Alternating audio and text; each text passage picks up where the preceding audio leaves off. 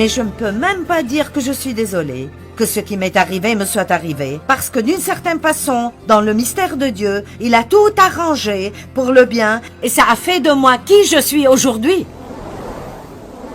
Ce soir, la parole que je veux vous amener est intitulée « Nous pouvons le faire ». Disons cela haut et fort, nous pouvons le faire. Très bien, Matthieu 11, verset 12. Merci Père pour la parole. Je prie que tu sois avec ma bouche et avec leurs oreilles au nom de Jésus. Amen. Mais depuis les jours de Jean-Baptiste jusqu'à maintenant, le royaume des cieux est pris par violence, et les violents le ravissent par la force comme un prix précieux. Une part du royaume des cieux est cherchée avec un zèle ardent et de l'effort intense. Un zèle ardent et de l'effort intense. Il n'y a rien de passif dans cette déclaration. Le royaume de Dieu est pris par violence, et les hommes violents et les femmes violentes le ravissent par la force. Dans la langue grecque, le mot violent apparaît 2 fois, mais il vient de 2 mots grecs différents. Le premier, le royaume de Dieu est pris par violence, veut dire est attaqué. Combien de vous ont remarqué que le royaume de Dieu subit de grandes attaques de nos jours? Je veux dire, ça m'épate juste au cours de ma vie. Le mouvement que j'ai vu, vraiment même juste dans ces 10 ou 15 dernières années, combien de personnes essaient juste d'enlever Dieu de tout, et c'est si triste. Et vous savez, les gens qui ne croient pas en Dieu ne changeront rien du tout. Alors si quelque chose doit changer, ça doit être nous. Nous allons devoir nous lever et faire connaître son nom partout dans le monde aujourd'hui. Allez, donnez gloire à Dieu. Et je suis sérieuse quand je le dis. Comment pensez-vous que ça changera notre monde si chaque personne qui dit être chrétienne sortait dans son secteur de la société et agissait comme un chrétien? Ceci va plus loin que de juste aller à l'église et de penser que nous avons accompli notre devoir parce que nous y sommes allés. Ou nous avons lu le psaume 23. Nous devons être violents. Et le deuxième mot violent ici veut dire l'énergétique, le confiant, le courageux, l'audacieux et le brave. Mais laissez-moi vous poser une question plutôt sérieuse. Êtes-vous prêts? Avez-vous même pensé à cela? Êtes-vous prêt à vraiment tenir bon et à vivre ce que vous dites que vous croyez si les temps deviennent plus difficiles?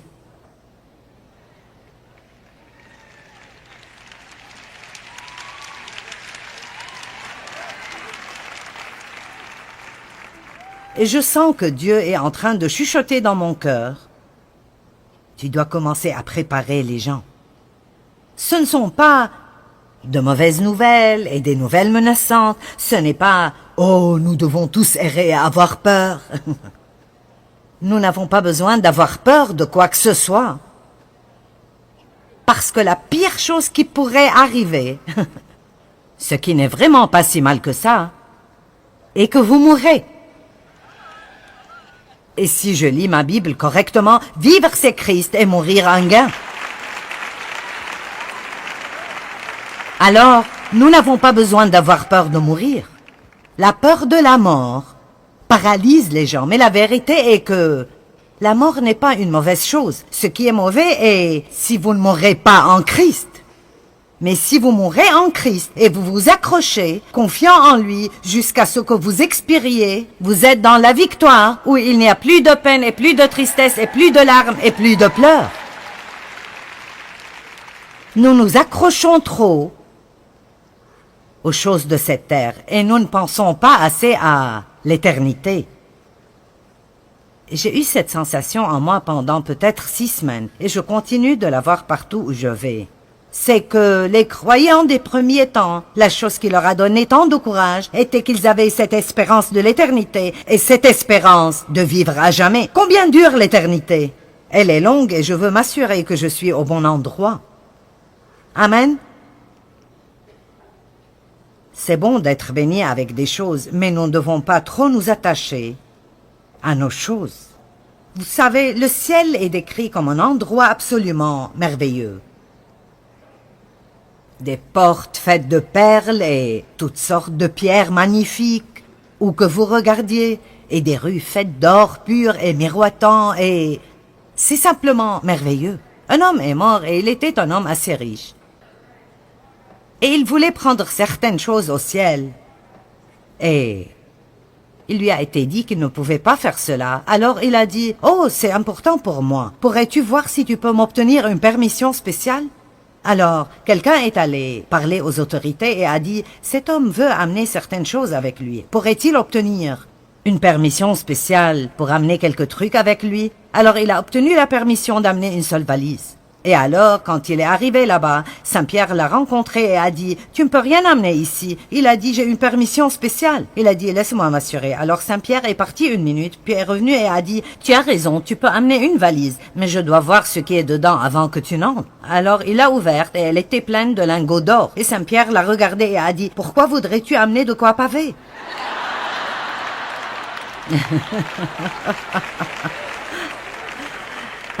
Allons, ce que nous adorons ici, nous allons marcher dessus là-bas. Amen. Je pense que nous allons avoir besoin d'être courageux et vous devez être prêts à prendre position si vous êtes les seuls que vous connaissez qui sont prêts à prendre position. Nous devrons peut-être être prêts à perdre des amis. Ou bien être prêts à perdre votre travail. Parce que vous refusez de compromettre votre intégrité et vos normes morales pour garder ce travail. Allez. Et je suppose que je veux juste penser, sommes-nous prêts? Sommes-nous préparés? Et je pense que ceux de nous qui sont appelés à enseigner dans le corps de Christ doivent s'assurer que nous prêchons un message encourageant et édifiant et merveilleux qui remplit les gens d'espérance. Mon nouveau livre qui sort le printemps se rapporte à l'espérance. Continuez à espérer, j'aime beaucoup l'espérance. Je crois que nous devons tous avoir l'espérance, mais je ne veux pas que vous ne soyez pas préparés. Je veux savoir si vous n'êtes pas seulement préparés à aller au ciel, mais si vous êtes prêts à tenir ferme et à vraiment prendre position pour Christ et à ne pas seulement dire « levez-vous pour Christ ». Mais sommes-nous prêts à le faire dans la société où ça comptera vraiment? Amen. C'est bien que vous soyez semi-enthousiasmés, mais je veux plus d'enthousiasme. Je ne sais pas pour vous, mais j'ai vécu trop d'années de ma vie dans la peur. La peur de ce que les gens pensent, de ce qu'ils diraient, de ce qu'ils feraient, de s'ils m'abandonneraient, me rejetteraient, de si je ne suis pas invité à la fête, de si personne ne déjeune avec moi. Et vous savez quoi? Je refuse de vivre dans la peur plus longtemps. Parce que vous savez ce que j'ai découvert? S'il n'y a que moi et Jésus, je peux le faire. Et vous aussi.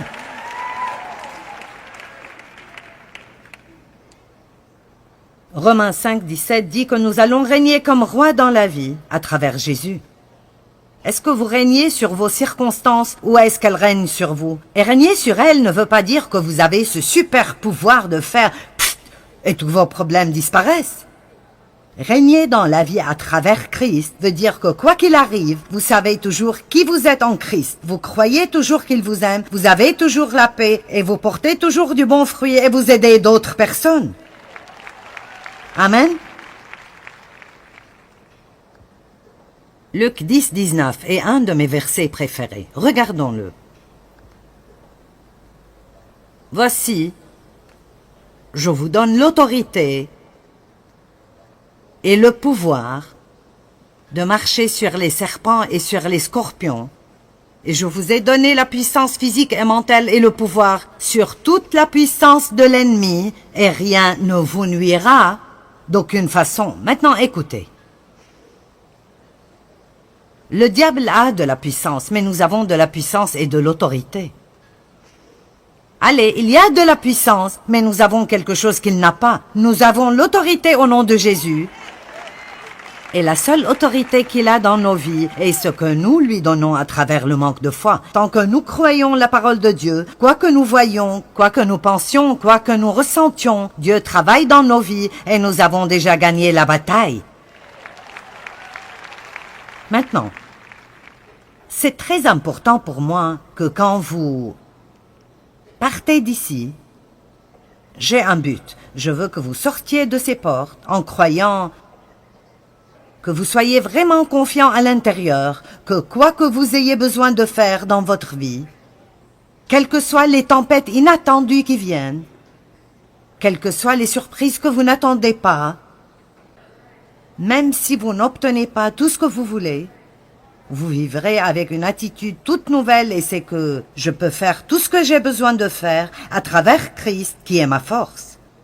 Je peux faire tout ce que j'ai besoin de faire à travers Christ qui est ma force. Je peux être un parent célibataire et élever mes enfants et en fin de compte, ils seront de bons enfants. Je peux avoir un nouveau commencement. Je peux échouer et recommencer. Je peux faire des choses difficiles, je peux perdre du poids, je peux récupérer ma santé, je peux me remettre en forme, je peux faire le ménage chez moi, je peux sortir des dettes, je peux faire tout ce que Dieu veut que je fasse à travers Christ qui est ma force. Combien d'entre vous pensent que parfois nous sommes juste vaincus beaucoup trop facilement? Vous savez, nous nous plaignons si, je ne sais pas, notre appartement n'est pas une maison et si notre voiture n'est pas nouvelle, et si nous n'avons pas de nouveaux costumes pour la fête, et nous lisons la Bible, et nous voyons les chrétiens en ce temps, ils étaient jetés au lion et ils étaient plus heureux que la plupart d'entre nous. Amen.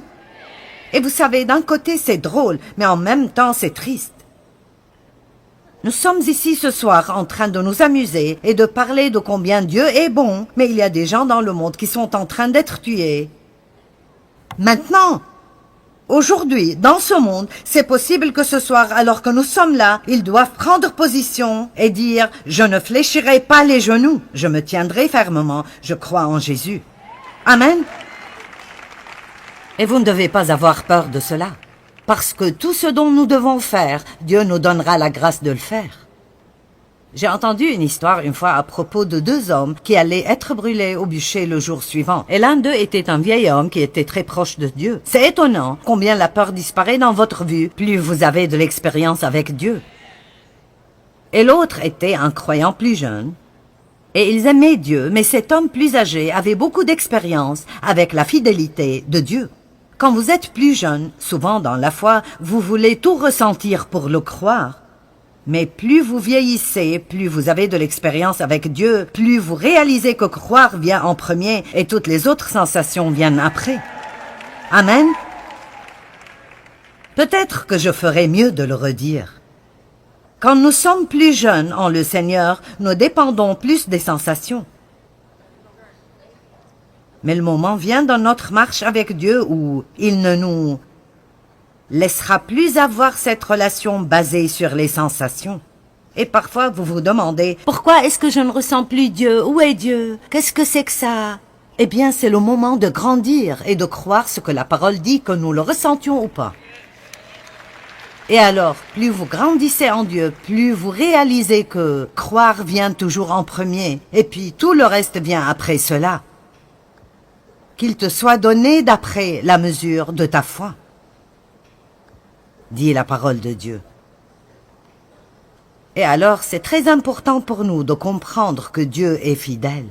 Alors cet homme plus vieux était juste calme. Il savait qu'ils allaient être brûlés au bûcher le jour suivant, mais l'homme plus jeune était affolé. Qu'est-ce que nous allons faire? J'ai juste peur. Je ne sais pas si je peux le faire. Je ne sais pas si je peux. Je ne sais pas si je peux le faire. Je ne sens pas que je peux le faire. Et l'homme plus vieux a dit, fiston, Dieu sera avec toi. Oh, je ne sais pas, je ne sais pas. Et puis, il a gratté une allumette et il s'est brûlé le doigt. Il a dit, oh, si ceci fait aussi mal, alors je ne sais pas comment j'irai être brûlé au bûcher demain. Et l'homme a dit, Dieu ne t'a pas demandé de brûler ton doigt, alors il n'y avait pas de grâce. Mais s'il te demande d'aller au bûcher demain et d'être brûlé là-bas, sa grâce et sa force seront sûrement avec toi. Amen.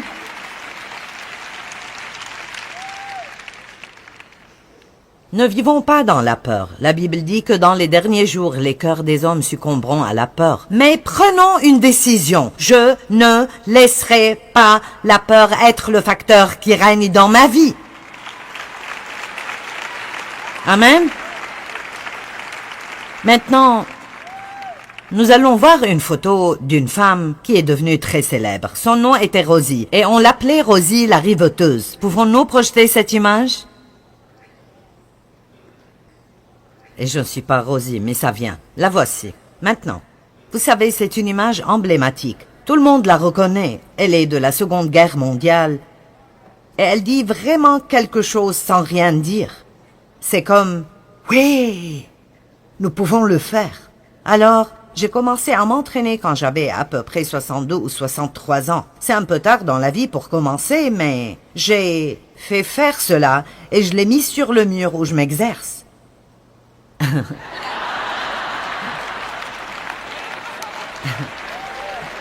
Et nous avons ces petites choses partout ce week-end parce que je veux que vous croyiez tous que vous pouvez le faire. Donc voici certaines des images que nous avons prises ce week-end de certains d'entre vous. Vous chercherez pour voir si vous vous trouverez là-dedans. Rosie la riveteuse était l'image emblématique qui a été utilisée pour recruter des femmes dans l'industrie des munitions pendant la Seconde Guerre mondiale. Et j'ai fait assez de recherches sur cela parce que c'était vraiment un temps magnifique. Il y a eu d'autres images comme celle-là, mais celle-ci est devenue la plus célèbre. Un riveteur était une personne qui opérait la machine à riveter, et c'était un travail qui serait absolument sans précédent pour une femme à cette époque. Au moment où la Deuxième Guerre mondiale est terminée, et je vous donnerai juste des chiffres ronds ici, nous avons produit près de 300 000 avions, 103 000 chars d'assaut et canons automoteurs, 372 000 pièces d'artillerie, 47 millions de tonnes de munitions pour l'artillerie, 87 000 bateaux de guerre, 44 millions de balles pour armes de petit calibre, des munitions. Time Magazine a appelé la production un miracle et elle ne serait pas arrivée sans les femmes. La plupart des hommes étaient au front et les femmes n'avaient pas d'autre choix que de se lever et de faire quelque chose qu'elles n'avaient jamais fait auparavant, quelque chose qu'elles ne savaient pas faire, quelque chose que personne ne pouvait croire qu'elles pouvaient le faire, mais ensemble, elles l'ont fait et c'est comme ça que cette affiche est apparue. Nous pouvons le faire. Amen. Mon message pour vous ce soir est que nous pouvons le faire. Mais c'est un peu différent que vous le pensez, oui. Si nous nous unissons, nous pouvons faire des choses extraordinaires. Mais je veux vous donner un nouveau nous. Votre nous et mon nous et le Père, le Fils, le Saint-Esprit et moi. Tout le monde dit mon nous et le Père, le Fils, le Saint-Esprit et moi. Nous devons réaliser que nous avons toujours une équipe avec nous, Dieu le Père, Jésus le Fils, le Saint-Esprit et tous les anges dont la Bible nous dit qu'ils sont avec nous tout le temps pour nous protéger et nous éloigner du mal. Nous faisons partie d'un grand groupe. Et donc, nous n'avons pas besoin de vivre dans la peur. Il vous confiera à ses anges pour qu'ils vous protègent et vous défendent dans toutes vos manières d'obéissance et de service. Vous savez, ma mère vivait dans la peur de mon père. Si vous avez entendu mon histoire, vous savez que j'ai été abusée sexuellement par mon père et... Je veux dire, il était très méchant et il l'a maltraité. Il l'a frappé régulièrement. Il a pratiquement détruit la vie de mon frère. Et ma mère savait ce qu'il me faisait et elle ne faisait rien à ce propos. Et ça m'étonne toujours qu'elle ne faisait rien du tout. Ça m'étonne qu'elle ait pu ne rien faire. Mais vous savez pourquoi elle ne faisait rien? Elle avait peur de ne pas pouvoir s'occuper d'elle-même si elle ne l'avait pas. Et pour moi, c'était une des choses les plus tristes. Je ne pense pas qu'il y ait quelque chose qui m'exaspère autant que les gens qui donnent des excuses à propos de ce qu'elles ne peuvent pas faire. Et c'est en partie la raison pour laquelle je suis comme je suis, et pour laquelle je m'emporte un peu tout le temps. Mais écoutez, vous pouvez faire tout ce que vous devez faire à travers Christ qui vous fortifie. Vous dites, eh bien, peut-être que ta mère n'était pas chrétienne. Ce qui est intéressant est que ma mère était une croyante, mais elle était une croyante qui ne croyait pas.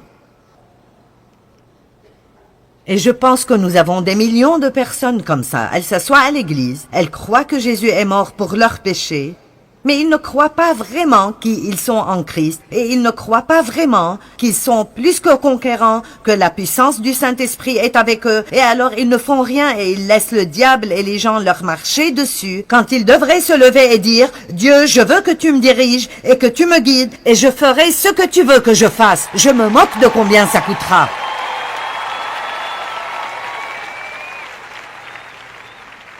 Ma mère a fini par avoir une maladie mentale à cause de la culpabilisation et de la peur.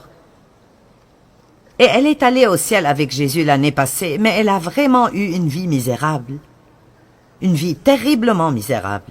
Elle avait peur de ne pas pouvoir vivre sans cet homme qui était abusif et méchant et odieux. Et Dieu merci, il a été sauvé avant de mourir, alors il est devenu un peu plus doux. Mais ce que je veux dire est qu'elle pensait qu'elle ne pouvait pas vivre sans quelqu'un qui la rendait misérable. Laissez-moi vous dire quelque chose. Les dames, vous devez dépasser la peur de l'homme. Votre vie ne doit pas être manipulée ou contrôlée par ce que quelqu'un fera ou ne fera pas, ou ce qu'il pensera ou dira. Nous laissons trop de ces choses contrôler et diriger notre destinée. Et c'est indu de faire cela. Et j'appelle les gens qui diront « Je commencerai à suivre la direction du Saint-Esprit. » Je me moque de si je n'ai aucun ami dans ce monde entier, ou si personne au monde n'est d'accord avec moi. Je veux être ce que Dieu veut que je sois et faire ce qu'il veut que je fasse.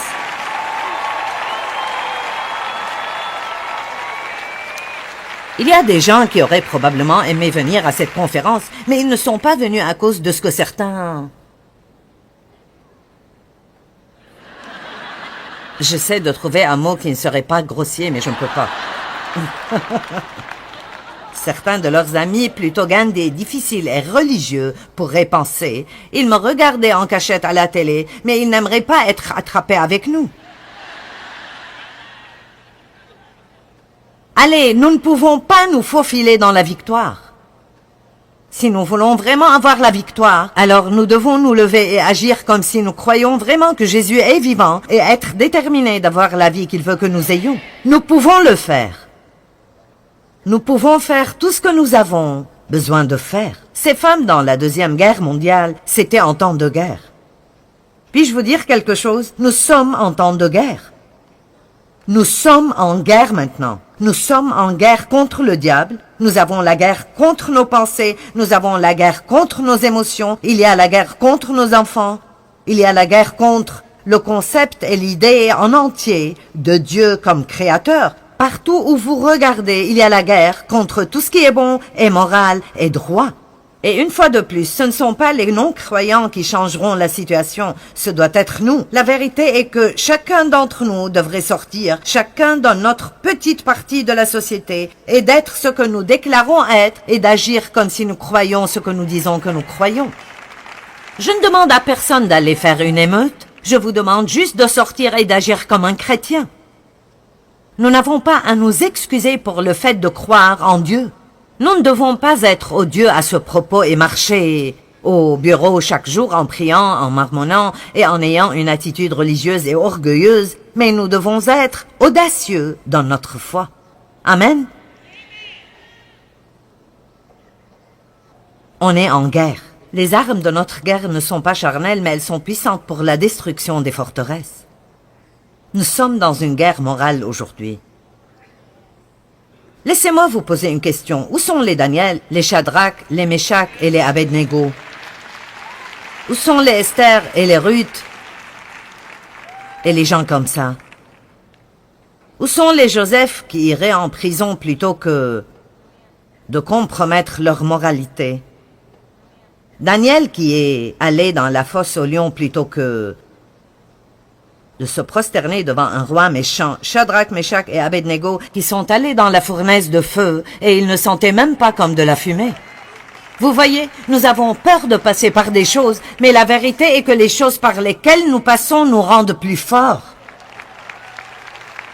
C'est vrai, elles nous rendent plus forts. C'est pour cela que je ne peux plus dire « Oh, si seulement je n'avais pas subi l'abus de mon père !»